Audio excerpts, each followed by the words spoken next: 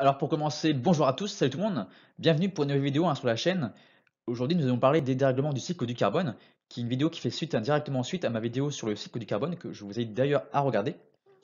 Et plus généralement, cette vidéo s'inscrit dans ma série intitulée La vie est un cycle, il y a d'ailleurs une playlist sur ma chaîne.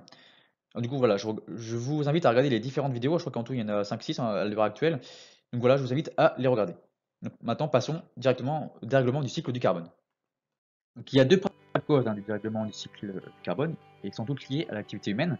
Donc, c'est tout d'abord l'utilisation des énergies fossiles, gaz, charbon, pétrole, qui font partie intégrante d'ailleurs du cycle long du carbone. Donc, je vous invite à aller regarder ma vidéo sur le cycle du carbone pour bien comprendre. Donc, ce carbone a mis du temps à se créer, au moins de 100 millions d'années, et il était présent dans la roche. Et là, en utilisant ce carbone de la roche lors de la combustion pour nos usines, eh bien, il y a un passage du CO2 dans l'atmosphère. Donc, du coup, on voit qu'il y a vraiment un passage du cycle long à un cycle court du carbone. Et du coup, ce qui fait, c'est qu'il y a trop de CO2 dans l'air. Et l'autre cause, c'est que avec la déforestation, il n'y a plus d'arbres ni de forêts, qui sont dites les poumons de la Terre. Et du coup, ces arbres n'absorbent plus le CO2 grâce à la photosynthèse. Et souvenez-vous, c'est la photosynthèse qui permet d'absorber le CO2. Donc du coup, voilà, il n'y a plus d'absorption de CO2.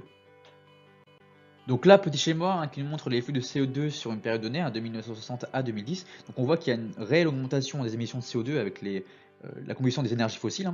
Mais dans le même temps, on voit que les océans, les forêts et même l'atmosphère absorbent le CO2. Et on voit qu'ils essayent de compenser, cette émission.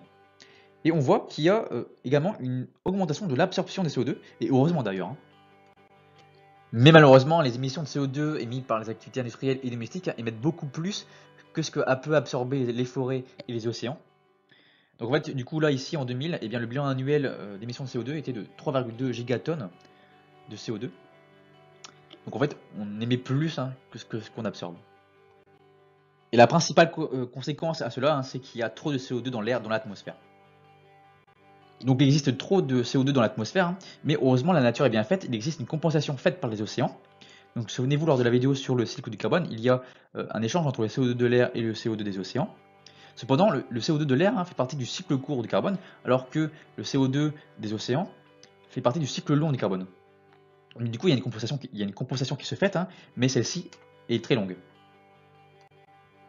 Donc le gros bémol, c'est que le CO2, souvenez-vous, c'est un gaz à effet de serre, donc du coup il va réchauffer. Et là, du coup, il va réchauffer les océans. Et en plus de ça, c'est que le CO2 est très acide, et du coup va acidifier les océans. Donc là, je vous ai mis sur la photo, et bien que plus il y a de CO2 dans l'eau, et bien plus la température augmente, et du coup plus également l'eau va s'acidifier. En conclusion, les dérèglements du cycle du carbone sont très en lien avec les dérèglements du cycle de l'eau. Donc je vous invite à aller regarder la vidéo sur les dérèglements du cycle de l'eau et le cycle de l'eau sur la chaîne. Et je vous laisse avec une petite citation ou voilà, une petite réflexion. Faisons comme le colibri, faisons notre part. Donc, le colibri, c'est celui qui est dans la forêt et qui met une petite goutte d'eau qui essaie d'éteindre la forêt en feu. A très vite sur Ant-Man.